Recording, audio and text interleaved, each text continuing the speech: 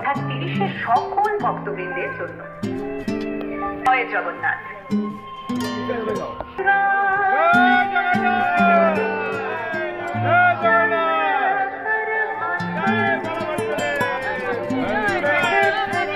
মাননীয় মুখ্যমন্ত্রী বাংলার মানুষকে কথা দিয়েছিলেন যে আমরা এখানে একটা জগন্নাথ ধাম করব।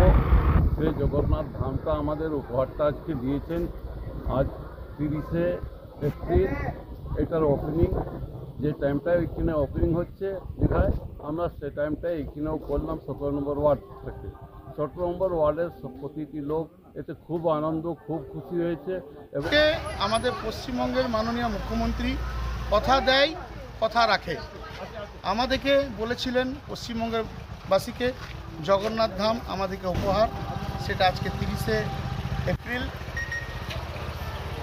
অক্ষয় তৃতীয়ার শুভক্ষণে আমাদের আজকে দুপুর 2:30টার সময় দীঘাতে বাবা জগন্নাথ দেবের মন্দির উদ্বোধন হতে চলেছে।